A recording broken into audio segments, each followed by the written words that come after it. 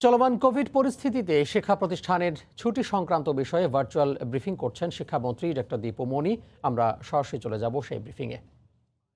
তাহলে আমরা সীমিত পরিসরে শিক্ষা প্রতিষ্ঠানগুলো খুলবার একটা চেষ্টা করতে পারি। তবে তার সবকিছুই নির্ভর করবে যে আমাদের এই করোনা পরিস্থিতি কেমন হয়।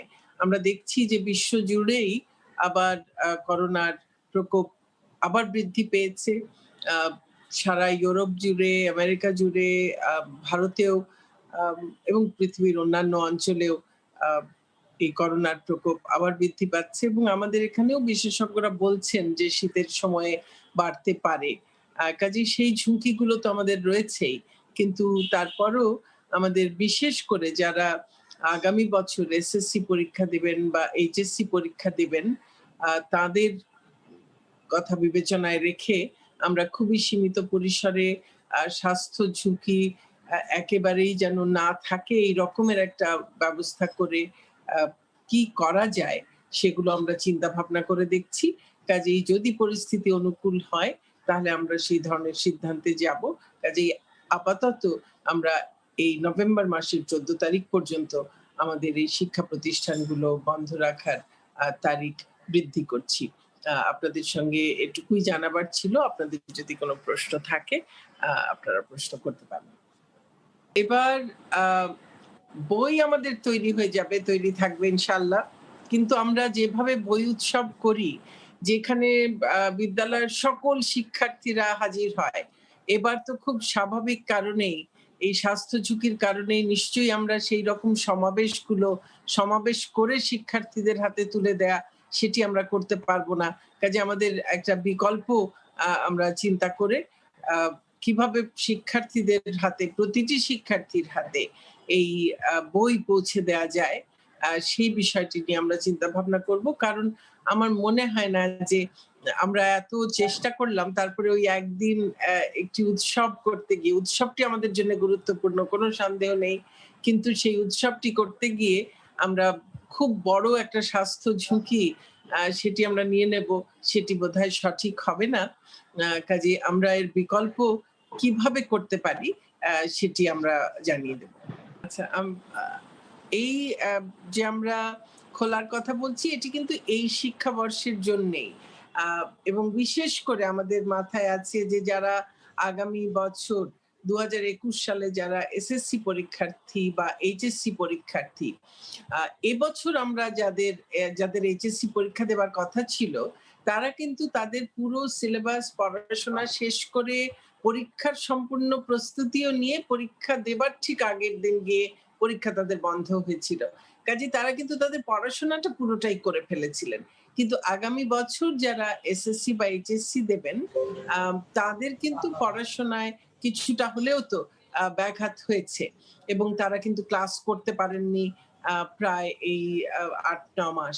কাজেই তাদের কথা বিবেচনায় নিয়ে আ তাদেরকেই বিশেষ করে তাদের জন্যেই যে পরিসরে হলেও তাদেরকে যদি এখন থেকে তাদের যে নির্ধারিত পরীক্ষার সময় তার আগ পর্যন্ত তাদেরকে যদি ভালোভাবে একটু সময় দেয়া যায়, তাহলে তাদের যে নির্ধারিত যে সিলেবাস সেটি তারা হয়তো সম্পন্ন করতে পারবেন। যদিও আমরা নানানভাবে টেলিভিশনের মাধ্যমে, অনলাইন ক্লাসের মাধ্যমে করাচ্ছি, কিন্তু তারপরও তাদেরকে সীমিত পরিসরে হলেও ক্লাসরুমে নিয়ে এসে তাদের যেখানে কোনো সমস্যা আছে সেগুলোকে কিভাবে দূর করা যায় সেটির আমরা একটি চেষ্টা করতে চাই।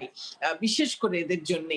আর অন্যদেরও যদি আ খুব কম সময়ের জন্যও আনা যায় এবং যে অনেক অভিভাবকরাই হয়তো বলছেন বা অনেকেই বলছেন যে স্কুলে আসার অভ্যেসটাই হয়তো চলে যাচ্ছে।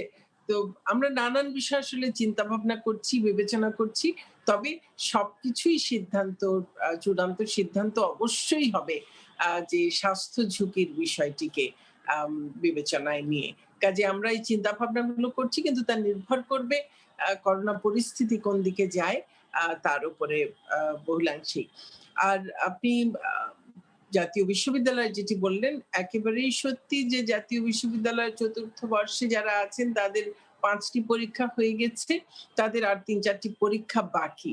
তো এখন তাদের কেউ কেউ আমাদেরকে অনুরোধ করছেন যে এইচএসসির মতো আমাদেরকেও একটা পাশ করিয়ে দিন। ওদের কেউ কেউ বলছে না আমরা অটো পাস চাই না, কিন্তু আমরা ৫টি পরীক্ষায় যে আহ, আহ, আপনারা গ্রেডিং করেন সেই ৫টি পরীক্ষার গ্রেডের ভিত্তিতে আমাদের বাকি ৪টি পরীক্ষায় নম্বর দিয়ে দিন, কিংবা আমাদের আগের ক্লাসে যা নম্বর আছে তার ভিত্তিতে দিয়ে দিন।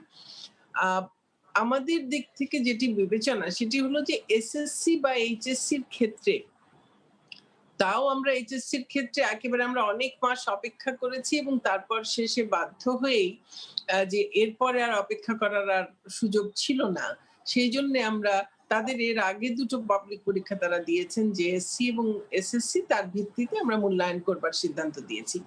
কিন্তু যারা আহ জাতীয় বিশ্ববিদ্যালয়ের চতুর্থ পর্বে আছেন, কিংবা অনেকেই যারা আমাদের পলিটেকনিকে আছেন, তাদের বিষয়টি কিন্তু ভিন্ন, কারণ তাদের এটি চূড়ান্ত একটি পরীক্ষা যার পরেই তারা কর্মজীবনে প্রবেশ করবেন।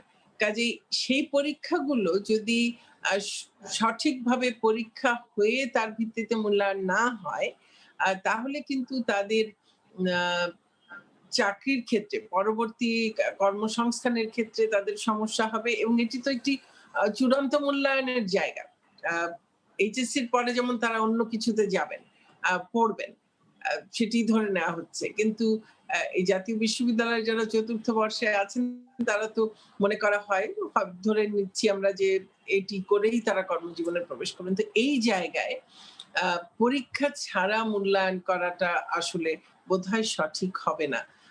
পরিস্থিতি এখনো যা, তাতে আমরা মনে করছি যে এদের পরীক্ষা নেওয়া যাবে, এবং এদের সংখ্যা যেহেতু আমাদের এইচএসসির সংখ্যাটা অনেক বড় ছিল, কিন্তু এখানে যেহেতু সংখ্যাটি অত বড় নয় হয়তো, এবং যারা আমাদের কারিগরিতেও বিভিন্ন পর্যায়ে আছেন তাদের পরীক্ষা নেওয়ার বিষয়গুলো নিয়ে আমরা ভাবছি, আমরা আলাপ আলোচনা করছি, আমরা আশা করছি যে তাদের পরীক্ষাগুলো আমরা আস্তে আস্তে নিয়ে নিতে পারবো।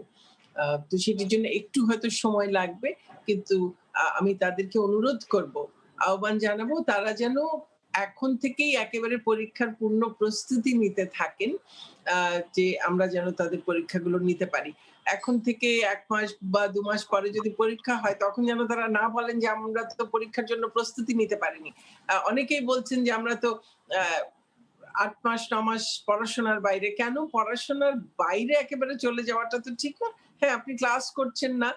সেইজন্যে হয়তো পড়াশোনাটা তেমন ভাবে হচ্ছে না। কিন্তু পরীক্ষা যেহেতু সামনে আছে, সেইজন্য একটু প্রস্তুতিটা নিতে হবে। আর এখন অন্তত আগে যতটুকুই নিয়েছেন, এখন অবশ্যই আ পরীক্ষার প্রস্তুতিটা তারা নিতে থাকুন। কারণ আমরা চেষ্টা করব, সর্বতোভাবে আমরা চেষ্টা করব যে এদের পরীক্ষাগুলো আমরা নিয়ে নিতে। আমরা জাতীয় বিশ্ববিদ্যালয়ের সঙ্গেও আলোচনা করব। ইতিমধ্যে কিছু কথা হয়েছে। আর কারিগরি তাদের সঙ্গেও কথা বলবো যে কিভাবে আমরা আম এই পরীক্ষাগুলো আমরা নিয়ে নিতে পারি। আমাদের মাথায় কিন্তু এগুলো সবই আছে। আমরা বিবেচনা করছি। তাদেরকে আহ্বান জানাবো তারা যেন এখন থেকেই জোর প্রস্তুতি নিয়ে নিতে থাকেন। মন্ত্রী মহোদয়ের ধন্যবাদ। কথার সাথে আমি একটু সংযুক্ত করতে চাই। আসলে আমাদের তো বিদ্যালয়ে যাওয়া, শিক্ষা প্রতিষ্ঠানে যাওয়া এবং জাতীয় বিশ্ববিদ্যালয়ের অধীনে হোক কলেজে যাওয়া, প্রতিষ্ঠানগুলোতে যাওয়ার একটা অনুশীলন এখন থেকেই শুরু করতে হবে, এবং সেটা যাতে করে সীমিত পরিসরে শুরু করা যায়। আমরা পরীক্ষাটা যদি, যেহেতু পরীক্ষার্থীর সংখ্যা সুনির্দিষ্ট, একটা প্রতিষ্ঠানের সবাই তো পরীক্ষার্থী নয়, পরীক্ষাগুলো নেয়ার মাধ্যমেই আমরা আসলে এই স্বাস্থ্যবিধি মেনে প্রতিষ্ঠানে প্রাতিষ্ঠানিক কার্যক্রমে অংশগ্রহণ করা এবং শিক্ষা কার্যক্রমে অংশগ্রহণ করার অনুশীলনটা আসলে আমরা শুরু করে দিতে পারি, এবং সেটার মাধ্যমেই হয়তোবা সেটা আমরা আর আর আমাদের যে ভ্যাকসিন আসার পরও তো একটা সময় লাগবে সবখানে ভ্যাকসিনেটেড হওয়ার জন্য। বিদ্যালয়গুলো তো যাতে করে সেভাবে করে এখন থেকেই শুরু হয়ে যায়, আমাদের মনে হয় সকলের সেই চেষ্টাটা এখন থেকেই করবার প্রয়োজন আছে। এগুলোর আসলে এই যে অনেকগুলো প্রক্রিয়া আছে এই আগামী কয়েক মাসের মধ্যেই, আহ, আর আমরা একই সঙ্গে ওই পূর্বাভাসও যে আমরা পাচ্ছি যে আহ, এই ডিসেম্বর জানুয়ারিতে আবার করোনার একটা প্রকোপ বাড়তে পারে। কাজেই এইটিকে মাথায় রেখেই কিন্তু আমাদের এই সব প্রক্রিয়াগুলো সম্পর্কে নতুন করে ভাবতে হবে, কোনটি আমাদের জন্য স্বাস্থ্য ঝুঁকিকে বিবেচনায় নিয়ে কোনটি সবচাইতে বেশি নিরাপদ হবে। আমরা সেরকম পদ্ধতি আমরা বেছে নেব। এগুলো নিয়ে সমস্ত আলাপ আলোচনা আমরা করছি এবং আমাদের এই সিদ্ধান্তগুলো আমরা যথাযথ সময়ে আপনাদের সকলকে আজকে যেমন আপনাদের সামনে আসছি, প্রতিনিয়তই আপনাদের সামনে আসছি, তেমনি ভাবে আমরা জানিয়ে দেবো ইনশাআল্লাহ। চলমান কোভিড পরিস্থিতিতে শিক্ষা প্রতিষ্ঠানের ছুটি আগামী 14 নভেম্বর পর্যন্ত বাড়ানো হয়েছে। এছাড়া শিক্ষা সংক্রান্ত আরও বেশ কিছু বিষয় নিয়ে ভার্চুয়ালি যুক্ত হয়েছিলেন শিক্ষামন্ত্রী এবং শিক্ষা প্রতিমন্ত্রী।